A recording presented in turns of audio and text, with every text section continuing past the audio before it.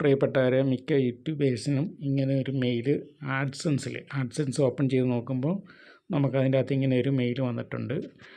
അപ്പോൾ ഈ മെയിൽ അല്ല നോട്ടിഫിക്കേഷൻ. അപ്പോൾ ഈ ഒരു നോട്ടിഫിക്കേഷൻ്റെ അകത്ത് പറയുന്നതെന്ന് പറഞ്ഞാൽ നിങ്ങളുടെ ആഡ്സെൻസ് അക്കൗണ്ട് നിർജ്ജീവമായി, അല്ലെങ്കിൽ നിങ്ങളുടെ ആഡ്സെൻസ് അക്കൗണ്ട് ഡിലീറ്റ് ആയെന്നുള്ള രീതിയിലാണ് പറയുന്നത്. പക്ഷേ ഇത് നമ്മൾ സജീവമായിട്ടുള്ള ഒരു അക്കൗണ്ടിനെ കുറിച്ചല്ല. നമുക്കിപ്പോൾ റവന്യൂ കിട്ടിക്കൊണ്ടിരിക്കുന്ന, നമ്മൾ സജീവമായിട്ട് വീഡിയോ ഇട്ടുകൊണ്ടിരിക്കുന്ന ഒരു ചാനലിനെയോ ഒന്നും കുറിച്ചല്ല.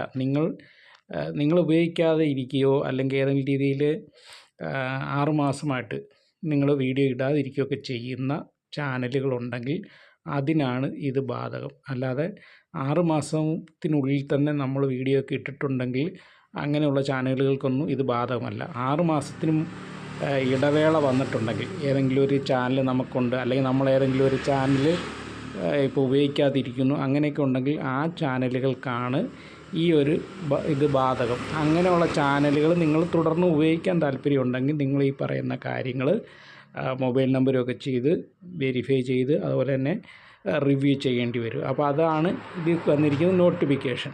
അല്ലാതെ നിങ്ങളിപ്പം ഉപയോഗിക്കുന്ന ചാനലുകളൊക്കെ തന്നെ ആഡ്സെൻസും മോണിറ്റൈസേഷനൊക്കെ ഓണായിട്ട് തന്നെ ഇരിക്കുകയാണ്. അപ്പം നിങ്ങൾ അവിടെ ഒന്നും ചെയ്യേണ്ടതായിട്ടില്ല. അപ്പം പല ആൾക്കാർക്കും ഇങ്ങനെ വലിയൊരു ടെൻഷനായിട്ടുണ്ട് ഇതെന്താണെന്നുള്ളത്. അപ്പം ഇത് നിങ്ങൾക്ക് ഉപകാരപ്പെട്ടിട്ടുണ്ടെങ്കിൽ നിങ്ങളൊന്ന് ലൈക്ക് ചെയ്യുക, ഷെയർ ചെയ്യുക, ചാനൽ സബ്സ്ക്രൈബ് ചെയ്യുക. ഓക്കെ.